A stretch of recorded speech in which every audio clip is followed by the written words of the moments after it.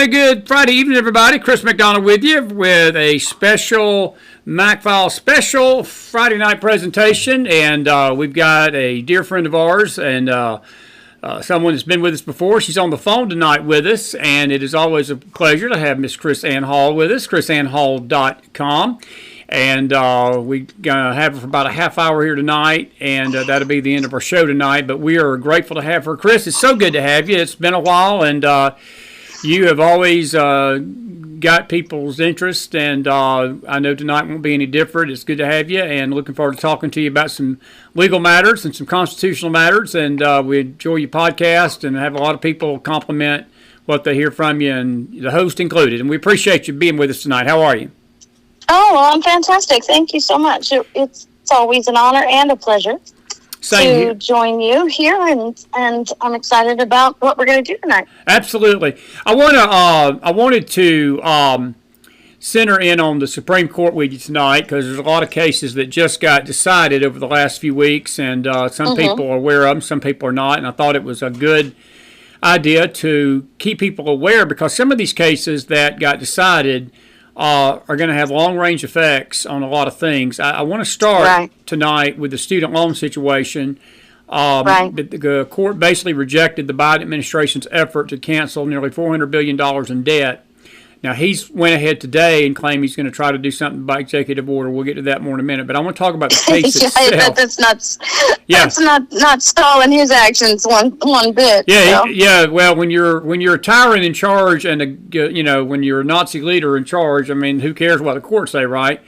But it's interesting because you were talking about my podcast. I actually did a podcast about that today, about the disregard that this administration has for the Constitution.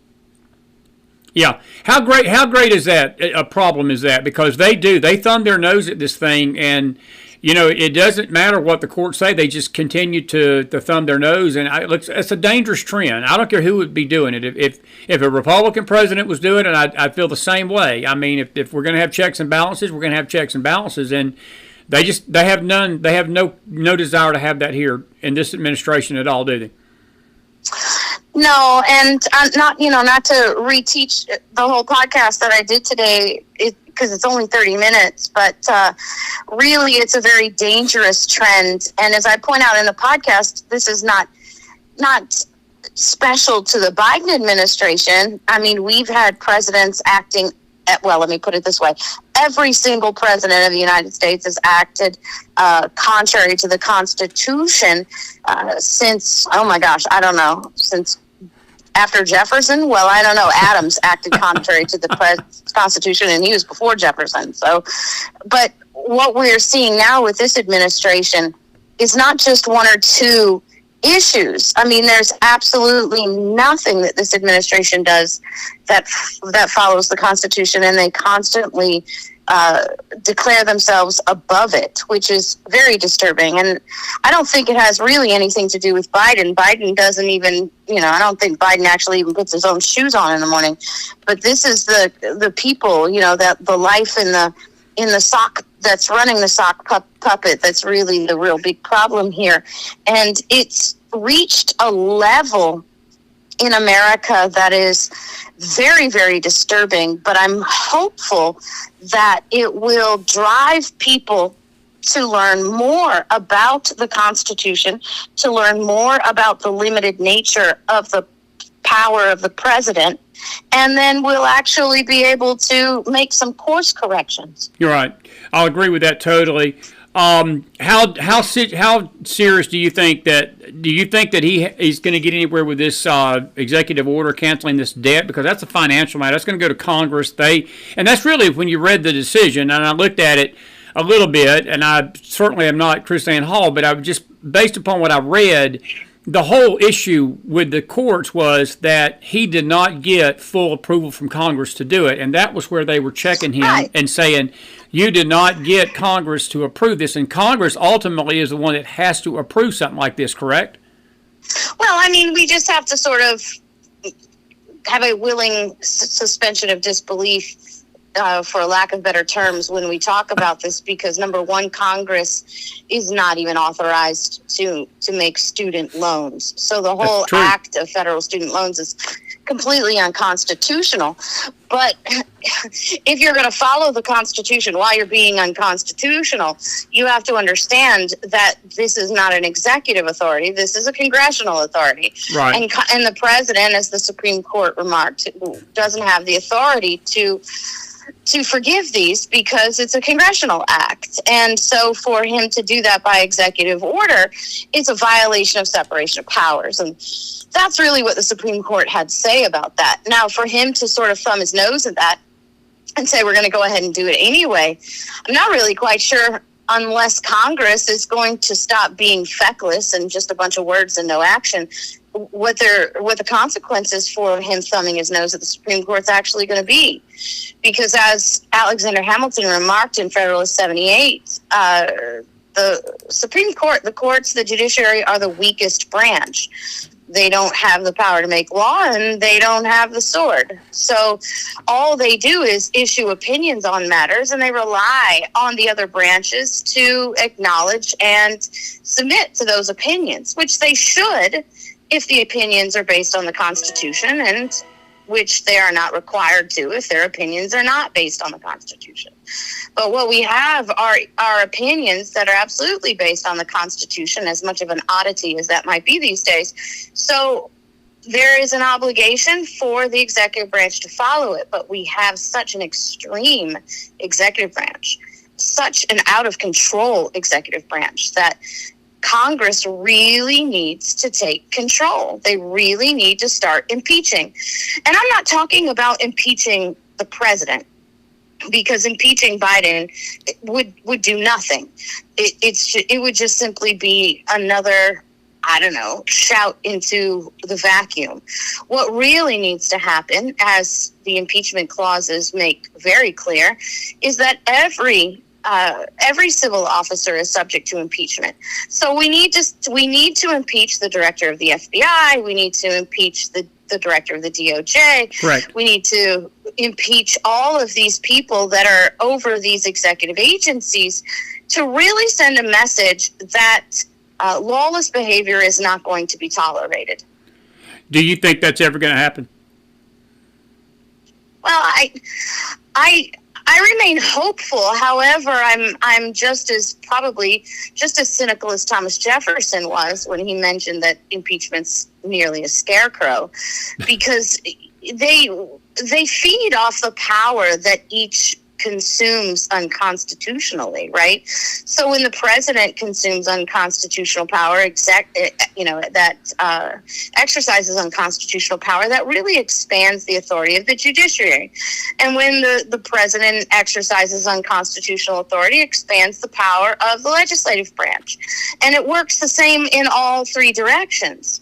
So it's really difficult to see that one branch will control the other when they're actually benefiting from the unconstitutional exercise of authority. And that's precisely why the founders who created and wrote our Constitution did not rely on simply an internal check and balance.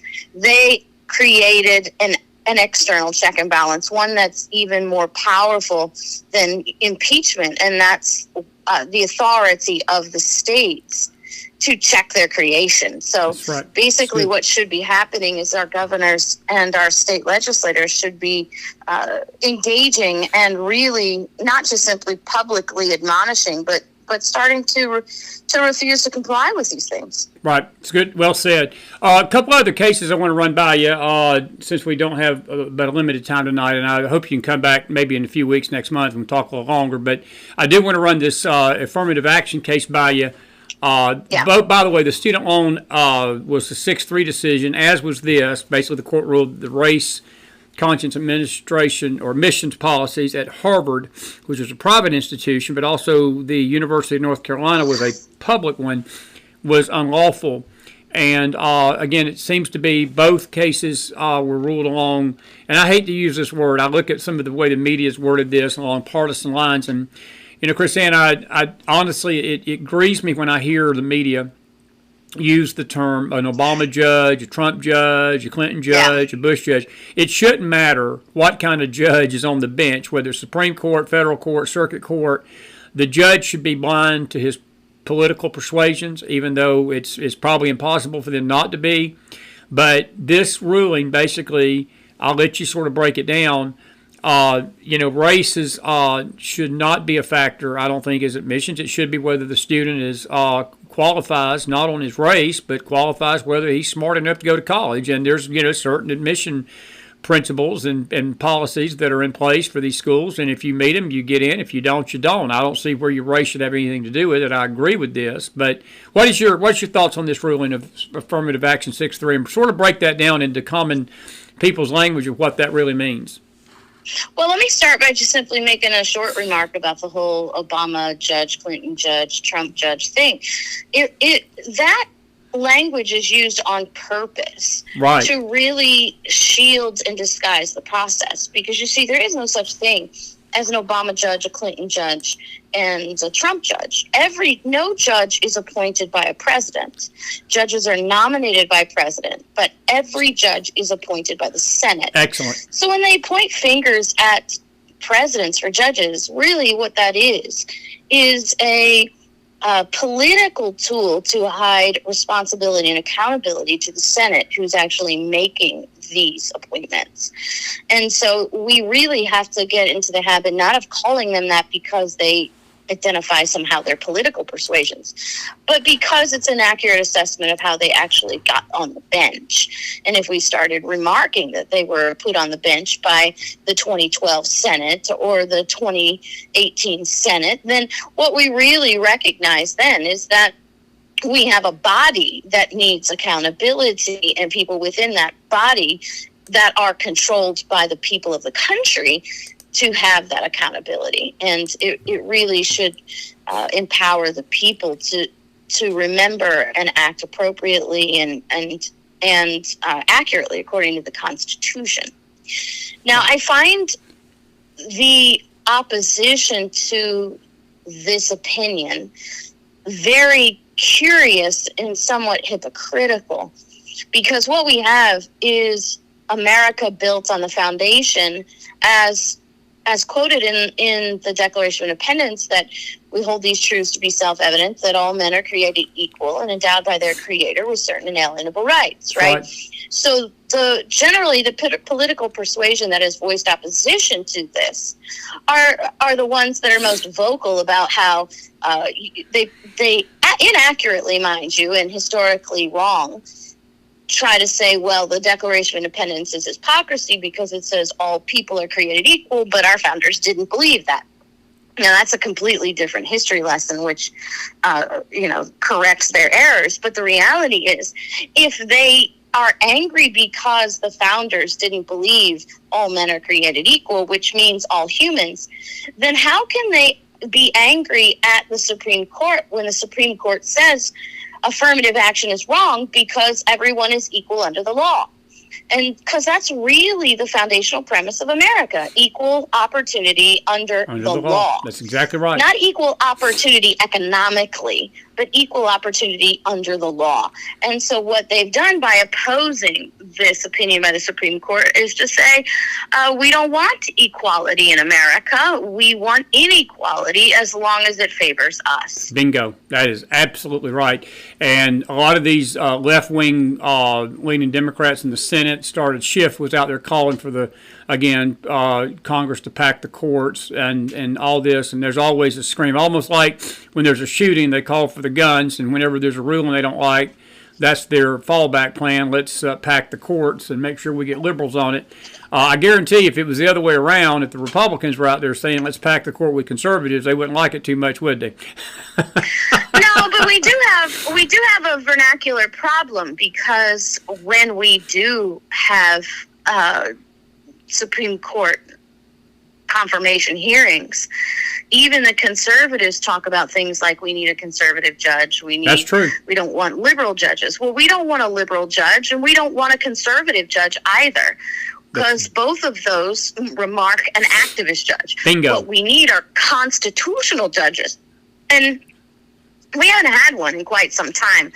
The closest we have to being a constitutional judge would be Gorsuch, and he is also a product of his educational upbringing. So yes.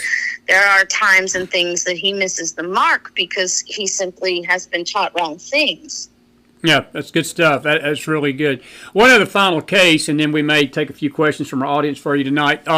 This interesting. I thought the other one that I found very, very interesting was the website designer. Basically, that got sued because some folks wanted them to design a website for a same-sex wedding, and the court refused to hear the in a 6-3 verdict. Basically came down on the side of the web designer and said, look, Right. he's got a right to not do a website if his religious beliefs violate his conscience. He don't have to do it. It's a 6-3 decision, and it's sort of, I don't know if me and you've talked about what happened with Jack Baker, the baker out, or what the baker out in Colorado here a few years ago. It sort of was along those lines, but the Supreme Court basically said that he's got, a right to refuse to do a website, and I hope that's going to keep people from, because it just seems like, well, let me just say it like this, and I want to make this abundantly clear to my audience tonight. This is not a disparaging remark on anybody's lifestyle. Look, it's a spiritual matter between them and God. But when it comes to this kind of thing, I find it greatly hypocritical that the LGBTQ community, they will raise holy hell about somebody not wanting to do a website or not bake them a cake, okay? And they'll go out and sue them and go after them like nothing's no tomorrow. And then when these stores which promote LGBTQ clothes and clothes that are literally got pedophile symbols on them to our kids, and we as conservatives say, we're not going to go shop at Target, or we're not going to go shop at Kohl's, then all of a sudden the media gets out there and calls us Nazis and say that's just domestic terrorism and that's economic terrorism. You can't have it both ways, Krisanne. You can't have it both ways. It's either free commerce means I can go and shop where I want to shop. I ain't got to shop anywhere if I don't want to. Right. And that's really the side the Supreme Court came down this time. They actually did a better job on this case than they did on the Colorado cake bakers case. Yes, they did. The Colorado cake bakers case was really not a victory for religious liberty. It was quite the opposite.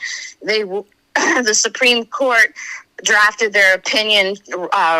Chief Justice Roberts drafted the opinion so narrowly that it really didn't apply to anybody else. And then at the same time drafting the opinion explained to Colorado that, hey, it would be okay if you discriminated and you forced people to serve people they don't, contrary to their conscience, as long as you draft it in this way. So with the Colorado cake baker opinion, the Supreme Court actually gave Colorado instructions on how to rewrite their law so they could go ahead and violate people's conscience.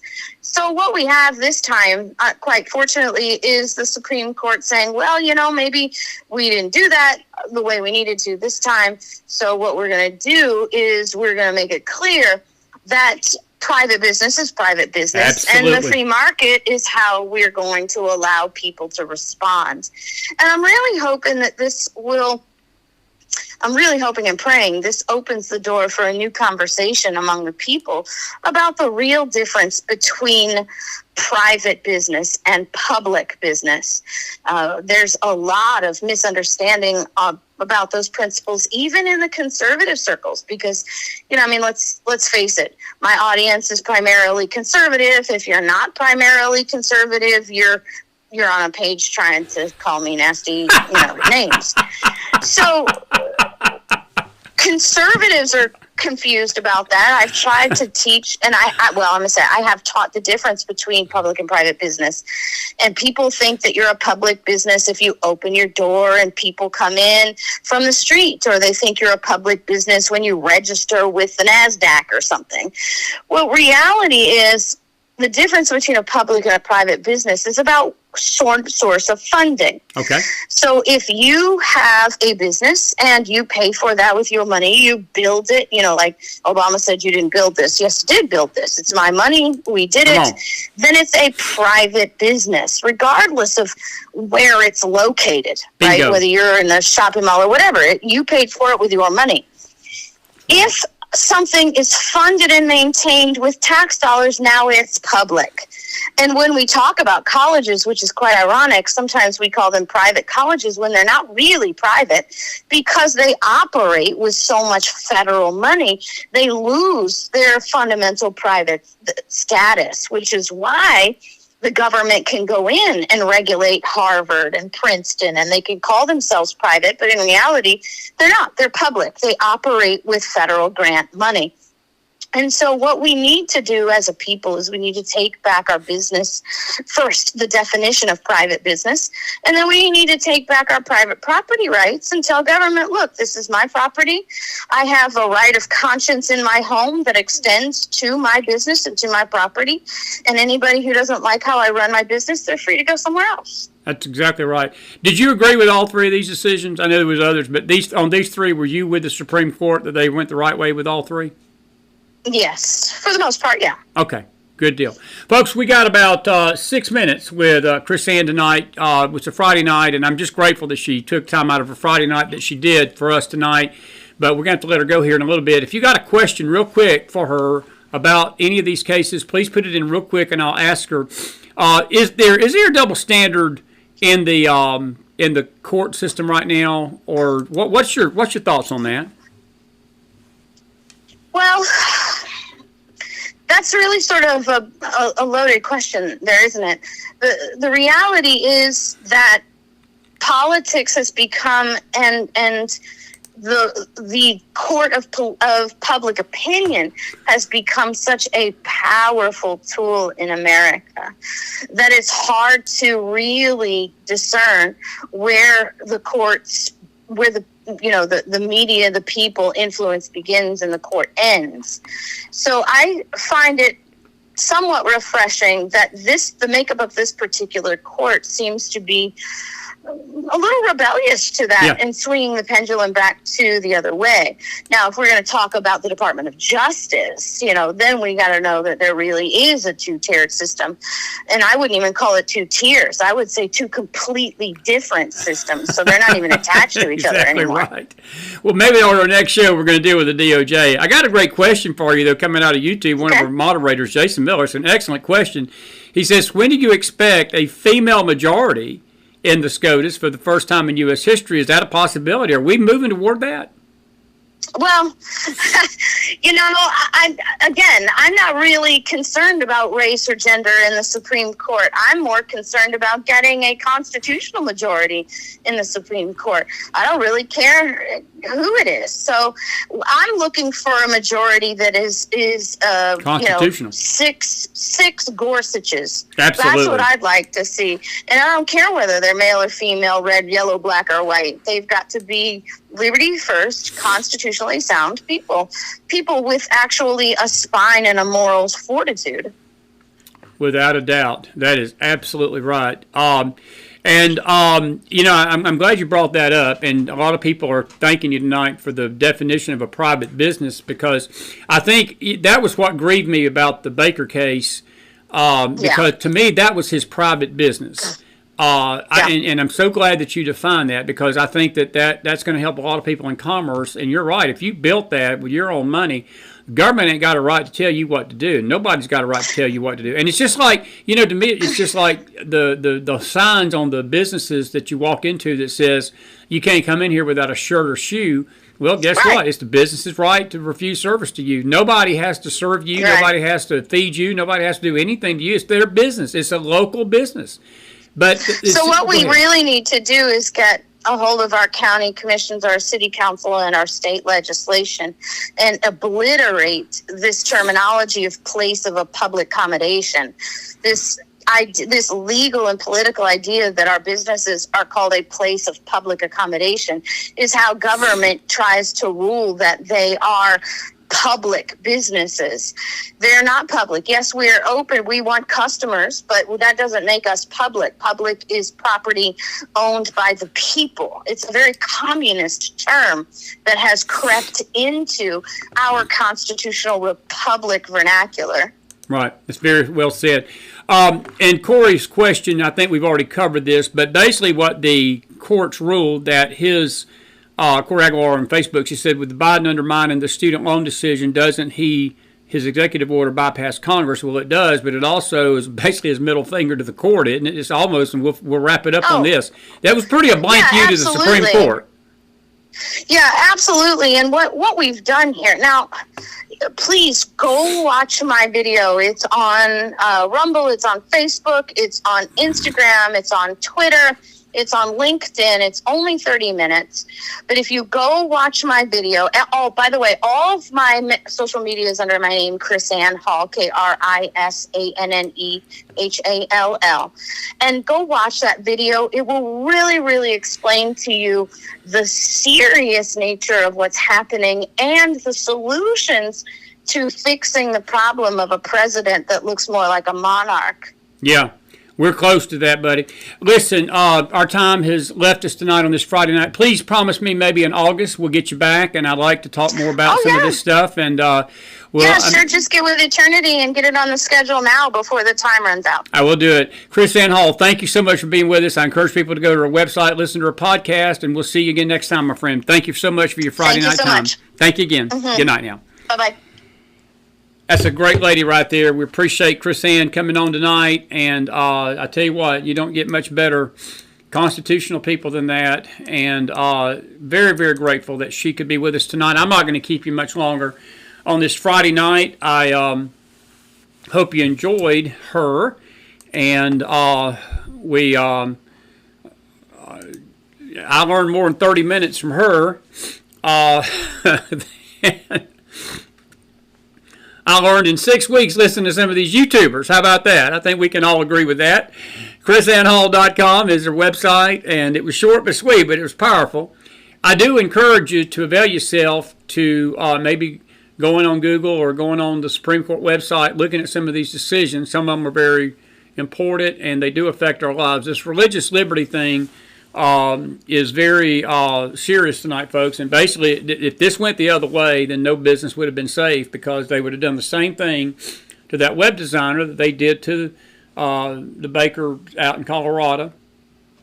We tried to get him on the show, but we never could get through to his people. But this web designer basically, again, was being forced and threatened to design a same-sex marriage website. And they said, we ain't going to do it.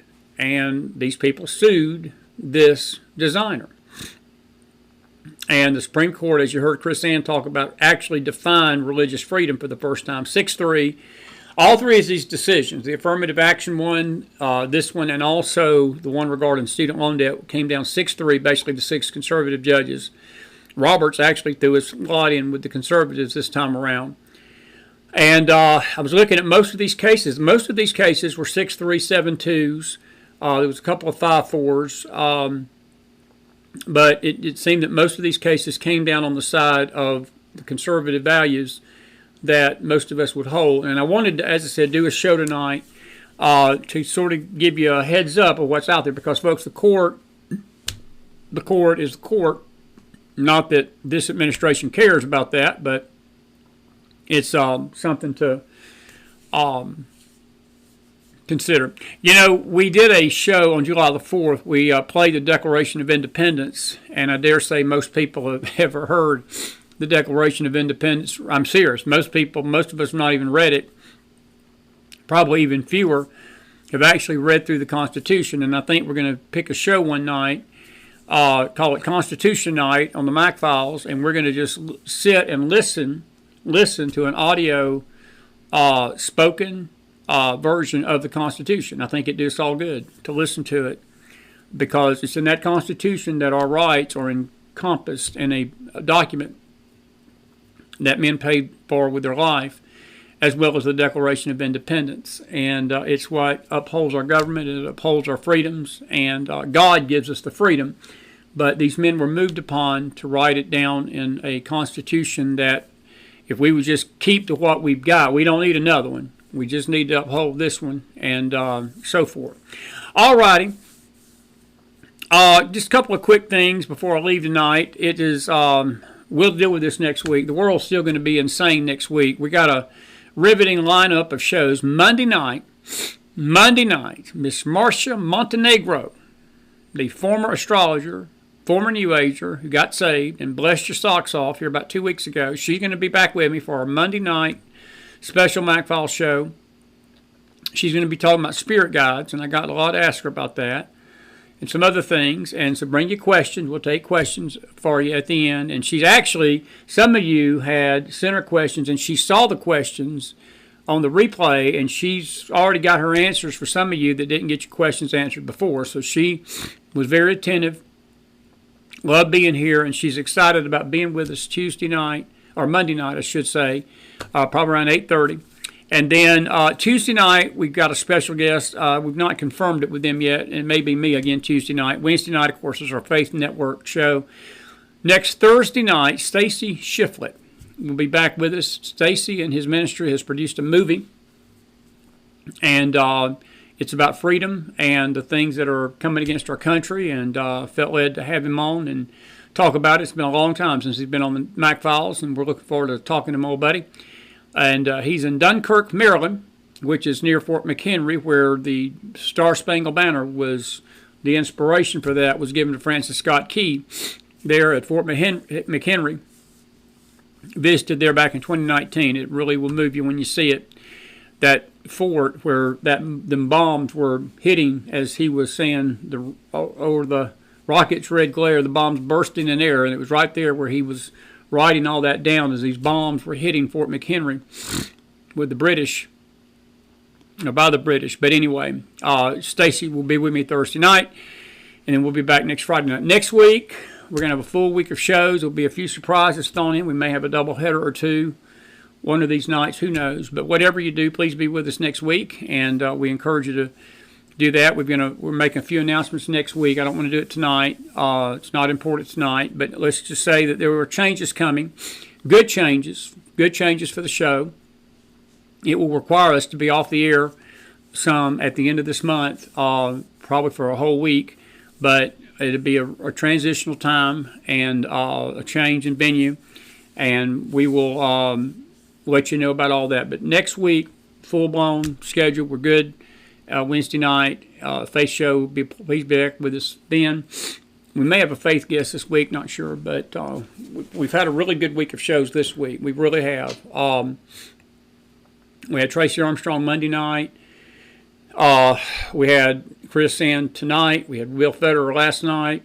David Hoffman, what a tremendous young man we had Wednesday night on the Faith Network. So we've been hitting it out of the park with the guests, and thank a lot of you folks for helping us put it together. Roberta helped us get David Foster, and Kris Ann has always been a blessing to me. And I can't remember, somebody had recommended her to me a year ago, and we're grateful when people recommend people. And we're going to have, again, a great lineup of guests this coming week. And so you don't want to miss a McFiles program. And we will see you then. Next show will be Sunday morning, meeting time program. Please be with us then. And then, again, Marcia Montenegro will be with us Monday night. And you don't want to miss this. She is, I put it like this, she's fired up, ready to go. She talked to, and she's fired up, ready to go. I will tell you, next Friday night, we're going to basically be playing a video. Cleo may be with us next Friday night, and we're going to be addressing this Doreen Virtue video that she put out regarding this deliverance movie and other things, but we're going to be dealing with some other things too. And I want to make one statement. Might as well go out of this McFiles week with a bang. I find it extremely hideous, extremely discouraging, extremely mind-blowing, just mind-blowing that people that supposedly call themselves godly and I put that in quotations, are attacking this effort by Jim Caviezel and Tim Ballard in the movie The Sound of Freedom to bring exposure to pedophilia and to show you what actual rescues have looked like, and one that did take place about 10 years ago by Mr. Ballard. It's amazing that I've never heard some of the extreme crap about Jim Caviezel ever until this past week when that movie came out. And it's coming from people that parade themselves around as teachers and all these knowledgeable people. You got some that claim they're even rescuing kids themselves that are doing it. And yet they're trying their best to discredit this movie. And that discrediting ain't even coming from the left. Oh, it's coming from the left. It's coming from many in Hollywood and the media and all that. But it's not even that disturbs me. I expected that. What I didn't expect was the virulent hate and the accusation and the insane accusations and the mind-blowing meth-induced accusations against Mr. Caviezel. I've never heard some of these things ever about him until this movie came out. That should tell you something. And let me remind you, if your YouTuber is siding with CNN, the Washington Post, Hollywood, and the elites to trash the movie, maybe you should turn your brain on and get off the Q pipe and understand that if the enemies of something are uniting together, maybe, just maybe, you need to stop listening to your YouTuber. And you may need to wake up and smell the coffee that these people that you think are on your side are not. I could personally care less about whether these people are poster boys or whatever. They're trying to bring exposure. I know Mr. Caviezel is Catholic. I'm well aware he's Catholic. But let me say something to us Protestants. Where have we been in this fight against pedophilia? You know where we've been? We've been out there posting that everybody's a reptile. We've been out there posting that everybody's walking around like a clone. We've been out there wasting our time on this idea that these people that are walking around like Obama, Hillary, and Joe and everybody, they're not even real. They've already been executed. We're out there basically accusing every ministry in America of every slanderous thing we can find and whatever we can toss dirt on and just throw dirt on them like a bunch of mud. That's what we're doing. You know, I think about this tonight, and when I was at the Right to Life March for the very first time back in 2020, it was January before the election. And we got Andy Griffin coming back on soon, by the way. I don't know if Andy's listening tonight. Andy's coming back on. It was the year anniversary of Roe v. Wade. And he's my buddy. He's a fine young man, and I can't wait to get Andy back. And but it reminded me of when I was walking down the street with Carla Diodesi, who's also coming back soon. We were walking, and Carla was walking beside me. She leaned over, and she said, "Look at the crowd." And she says, "What do you see?" And I said, "There's a lot of priests here, a lot of Catholics." She says, "Bingo, bingo." She said, "Kris," she said, "I reached out. She's got a pro-life organization. Andy's told me the same thing." She said, "I reached out to these Protestant churches." She says, "I begged them to come up here. I begged them to come walk with us. I begged them to please get behind this pro-life event, this Right to Life March." It was the first Right to Life March that an American president had ever spoke at. We stood in the cold that morning. It was freezing cold that day. I never will forget it. It was bitter cold on that January morning. And you couldn't even, you were so packed in. I mean, everywhere you walked, you had to walk a few steps without hitting somebody. You couldn't even move. We were packed in like sardines. You couldn't even breathe at times. And, but she told me, she says, Protestants don't participate in this. She said, they've outsourced this to the Catholic Church. And she said something, took the words right out of my mouth. She says, "You may not agree with the Catholics' doctrine." And she says, "I don't either. But," she said, "you got to tip your hat to the Catholics. They at least fight for life." And my statement to these worthless individuals, and that's what they are tonight, folks. They're worthless. They are absolutely worthless, and they should be ashamed of themselves. And I would say a few other words, but this is a family show on a Friday night. I don't want to be nice tonight, but I'm going to save my rancor for later on another time. I want to say this to these individuals that are attacking Mr. Cavill and Mr. Ballard and all of these people that are out slamming and trashing this movie. Where in the hell are you? And what in the hell have you done in the last 10 years to fight pedophilia? What have you done except sit behind your computer and throw trash on your social media pages and become a slanderer and a gossip box and a liar? A liar, a pathological liar. What have you done?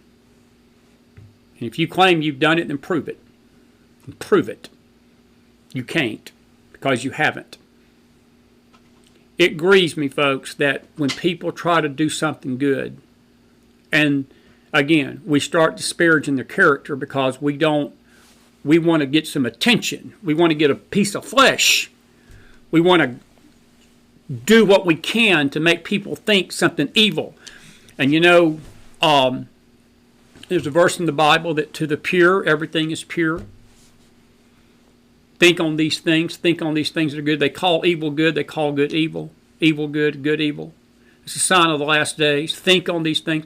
To the pure, everything is pure. When you approach these things with a pure heart and a pure mind, you don't seek to worry whether if somebody's a reptile or not, which is complete, idiotic, New Age nonsense to begin with. But it grieves my heart, and I'm grieving. I'm infernally mad right now, but I'm trying to keep a little decorum on my show. So I want to say a lot more. But I'm going to ask these scumbags, that's what they are, what in the hell have you done? What have you done to try to bring light to this? You haven't done anything but trash people that have. And again, I've not heard a lot of things about Cavill up until this last 2 weeks. I understand his background's Catholic, folks. I get it. I ain't some falling off some turnip trunk redneck from the South. I got something called a brain. McDonald is not as stupid as he looks. But the man and Tim Ballard are trying to bring some exposure to something that is an evil scourge on our nation. And instead of people focusing on that, they're trashing his character tonight. And they're trashing Tim Ballard's character. And they're trashing the movie, so you won't go see it. I'm going to make you a challenge as I close tonight. Go see the movie. And if you can watch that movie and then come back and still feel that it's not right, then you say whatever you want to say, and then you'll have a right to say what you want to say. 99% of the people that are trashing it have never seen it. And that's usually what happens too. We trash things we don't even see ourselves. We don't even participate, but we become Monday morning quarterbacks from the stands and say, that's evil, and that's bad, without ever even darkening the door of it, because our favorite YouTuber tells us not to. Or, we think Jim Cavill's a reptile. I want to say it again. I got a 5-year-old grandson that if I was to explain this to him, he would look at me and say, Grandpa, these people are just blanking crazy. Of course, he wouldn't use the word blanking that his Papa Mac would probably want to use, but these people are just blanking insane. And we wonder why our country's in the state it's in. And we wonder why this world is in the state it's in.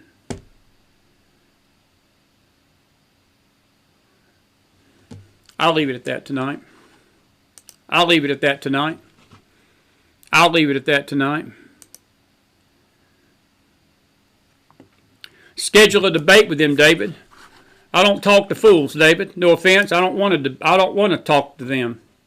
I hate to tell you. I'm going to just say it again. I don't debate fools. I don't debate fools. If you want to go see a debate, you go over there and debate them. They ain't going to come on. They won't be on this show. I'm not here to debate them. I'm not here to debate them. I'm not here to debate them or you or anybody else. This is my opinion. And you can agree with this or you don't have to agree with this. And we have a lot of people that don't. But I challenge those that don't. And I ask you a question again. What have you done to bring exposure to this other than run your mouth? What have you done? What kind of money have you put toward any organization that's trying to rescue kids? What kind of funding? And then the other question I've got is this. If you're going to trash Cavill for being a Catholic, well, Protestants, where have we been in this? Where have we been in this? And the answer is zilch. And the answer is silence, other than our slanderous attacks and our slanderous mud throwing. I don't debate a fool.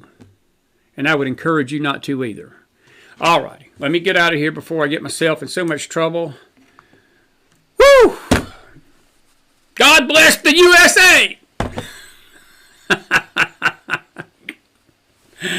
Have a good week and a good night, everybody. Fight the good fight of faith. McDonald out on a Friday night. Put some fire in that house if you enjoyed the show. Because Joshua fit the battle of Jericho. Thank you, Kris and Hall. Good night, everybody. Josh fit the battle of Jericho. Jericho, Jericho. Josh fit the battle of Jericho, and the walls come tumbling down. Well, Josh fit the battle of Jericho. Jericho, Jericho. Josh fit the battle of Jericho, and the walls come tumbling down. Good morning, Sister Mary. Good morning, Brother John. Well, I want to stop and talk with you. Want to tell you how I come along. I know you've heard about Joshua. He was Bye-bye, David. son of none. Hope you enjoyed the show tonight. Hope you enjoyed the show from the front row. God knows that Josh fit the battle of Jericho. Jericho, Jericho. Josh fit the battle of Jericho, and the walls come tumbling down. You may talk about the men of Gideon. You may brag about your king of Saul. But there's none like good old Joshua at the battle of Jericho. Up to the walls of Jericho they march with spear in hand. Go blow them ram horns, Joshua cried, 'cause the battle's in my hand. God knows that Josh fit the battle of Jericho. Jericho, Jericho. Josh fit the battle of Jericho, and the walls come tumbling down. You may talk about the men of Gideon. You may brag about your king of Saul. But there's none like good old Joshua at the battle of Jericho. Well, they tell me, great God, that Joshua's spear was well nigh 12 feet long. And upon his hip was a double-edged sword, and his mouth was a gospel horn. Yet bold and brave he stood, salvation in his hand.